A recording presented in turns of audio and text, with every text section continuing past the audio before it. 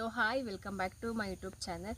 ಇನ್ನೂ ಯಾರು channel subscribe ಮಾಡ್ಕೊಂಡು ಬೇಗ ಸಬ್ಸ್ಕ್ರೈಬ್ ಮಾಡಿಕೊಳ್ಳಿ. ಆ್ಯಂಡ್ ವಿಡಿಯೋನ ಇಲ್ಲಿ ಕೂಡ ಸ್ಕಿಪ್ ಮಾಡಿದೆ ಎಂಡ್ವರೆಗೂ ವಾಚ್ ಮಾಡಿ. ತುಂಬ ಇನ್ಫಾರ್ಮೇಟಿವ್ ವಿಡಿಯೋ ಆಗಿರುತ್ತೆ ಇದು. ಯಾರೆಲ್ಲ ಭೀಮ್ ಅಮಾವಾಸ್ಯೆ ಮಾಡ್ತಾ ಇದ್ದೀರಾ ಸ್ಪೆಷಲಿ ಅಂಥವ್ರಿಗೆ ವಿಡಿಯೋ, ಮತ್ತು ಯಾರಿಗೆಲ್ಲ ಗೊತ್ತಿಲ್ಲ ಸ್ವಲ್ಪ ತಿಳ್ಕೊಳ್ಳಿ ಇನ್ಫಾರ್ಮೇಷನ್ ಅಂತ ಹೇಳ್ತಾ ಇದ್ದೀನಿ. ಸೊ ಬೇಗ ಸಬ್ಸ್ಕ್ರೈಬ್ ಮಾಡ್ಕೊಳ್ಳಿ. ಆ್ಯಂಡ್ ವಿಡಿಯೋಗೆ ದಯವಿಟ್ಟು ಲೈಕ್ ಮಾಡಿ. ಸೊ ಭೀಮ್ ಅಮಾವಾಸ್ಯೆ ಇವತ್ತು ಏನಕ್ಕೆ ಬಂದಿದೆ, ಬುಧವಾರ ಸ್ಪೆಷಲಿ, ಅದ್ರ ಬಗ್ಗೆ ನಾನು ತಿಳಿಸ್ತಾ ಹೋಗ್ತೀನಿ.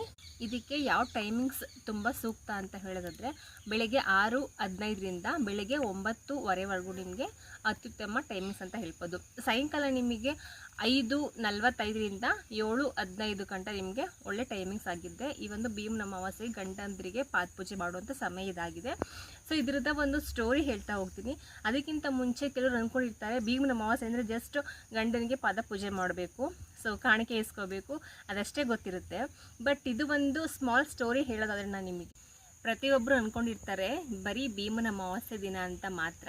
ಆದರೆ ನಿಜವಾದ ಅದಕ್ಕೆ ತಕ್ಕಂಥ ಹೆಸರು ಯಾವುದು ಅಂತಂದರೆ ಜ್ಯೋತಿರ್ಭೀಮೇಶ್ವರ ವ್ರತ ಎಂದು ಫುಲ್ ಫಾರ್ಮ್ ಇದು. ಓಕೆನಾ, ಇದರದ್ದು ಕತೆ ಬಂದು ಸ್ಟಾರ್ಟ್ ಆಗೋದು, ಇದು ಜ್ಯೋತಿರ್ಭೀಮೇಶ್ವರ ವ್ರತ ಎಲ್ಲಿಂದ ಬಂತು, ಸೊ ಹೇಗೆ ಸ್ಟಾರ್ಟ್ ಆಯಿತು, ಅದು ನಾನು ನಿಮಗೆ ಸ್ಟೋರಿ ಹೇಳ್ತಾ ಹೋಗ್ತೀನಿ.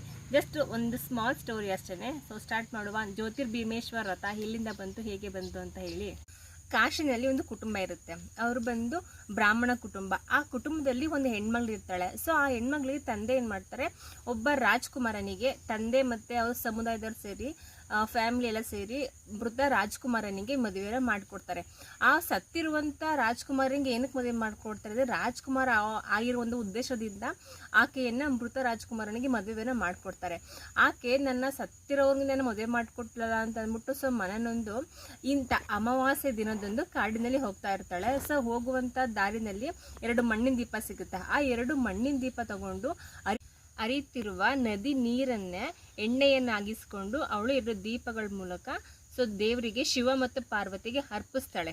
ಓಕೆನಾ, ಏನು ಇನ್ನೊಂದ್ಸರಿ ನೆನಪಿಸ್ಕೊಳ್ಳಿ, ಏನಂತಂದರೆ ಹರಿಯುತ್ತಿರುವ ನದಿ ನೀರನ್ನೇ ಎಣ್ಣೆಯನ್ನಾಗಿ ಮಾಡಿಕೊಂಡು 2 ದೀಪಗಳನ್ನಿಟ್ಟು ಶಿವ ಪಾರ್ವತಿಗೆ ಅರ್ಪಿಸ್ತಾಳೆ. ಆ ಒಂದು ಭಕ್ತಿಯನ್ನು ಮೆಚ್ಚಿದ ಶಿವ ಪಾರ್ವತಿ ಏನು ಮಾಡ್ತಾರೆ, ಆಕೆಯ ಸತ್ತ ರಾಜ್ಕುಮಾರನಿಗೆ ಮರುಜೀವವನ್ನು ಕೊಡ್ತಾರೆ. ಓಕೆನಾ, ಆ ಮರುಜೀವನ ಕೊಟ್ಟಾದ್ಮೇಲೆ ಆ ಜ್ಯೋತಿಯ ದೀಪದ ಮೂಲಕ ಶಿವ ಭೀಮನನ್ನು ಹೊಲಿಸಿಕೊಳ್ತಾರೆ. ಆ ದಿನದಂದೇ ಜ್ಯೋತಿರ್ಭೀಮೇಶ್ವರ ಎಂದು ಹೆಸರು ಬಂತು. ಓಕೆನಾ, ಅವತ್ತಿಂದ ಭೀಮನ ಅಮಾವಾಸ್ಯೆ ಅಂತ ಕೆಲವು ಕಡೆ ಆಚರಿಸ್ತಾರೆ, ಇನ್ನು ಕೆಲವು ಕಡೆ ಜ್ಯೋತಿರ್ಭೀಮೇಶ್ವರ ಎಂದು ಆಚರಿಸ್ತಾರೆ. ಇದ್ರ ಟೋಟಲ್ ಸ್ಟೋರಿ ಒಂದೇನು ಹೇಳೋದಾದರೆ, ತನ್ನ ಸತ್ತ ಗಂಡನಿಗೆ ಮದುವೆ ಮಾಡಿಕೊಟ್ಟಂಥ ರಾಜ್ಕುಮಾರಿ ಅವಳು ಶಿವ ಪಾರ್ವತಿಗೆ ಹೇಗೆ ದೀಪದಲ್ಲಿ ಅಂದರೆ ಹರಿಯುತ್ತಿರುವ ನೀರಿನ ಮೂಲಕ ಎಣ್ಣೆಯನ್ನಾಗಿ ಮಾಡಿ ದೀಪವನ್ನು ಅರ್ಪಿಸ್ತಾಳೆ. ಆ ಒಂದು ಡೆಡಿಕೇಶನ್, ಭಕ್ತಿ ನೋಡಿ ಶಿವ ಪಾರ್ವತಿ ತನ್ನ ಗಂಡನಿಗೆ ಮರುಜೀವವನ್ನು ಕೊಡ್ತಾರೆ. ಸೊ ಆ ಒಂದು ಮರುಜೀವವನ್ನು ಕೊಟ್ಟ ಒಂದು ರೀತಿನೇ ಭೀಮೇಶ್ವರ ವ್ರತ ಎಂದು ಆಚರಿಸಲಾಗುತ್ತೆ. ನಮ್ಮ ಕರ್ನಾಟಕದಲ್ಲಿ ಇದನ್ನು ಆಷಾಢದಲ್ಲಿ ಬರುವಂಥ ನಮ್ಮ ಭೀಮ್ ಅಮಾವಾಸ್ಯೆ ಆಚರಿಸ್ತಾರೆ. ಬೇರೆ ಕಡೆ ಜ್ಯೋತಿರ್ಭೀಮೇಶ್ವರ ಎಂದು ಆಚರಣೆ ಮಾಡ್ತಾರೆ.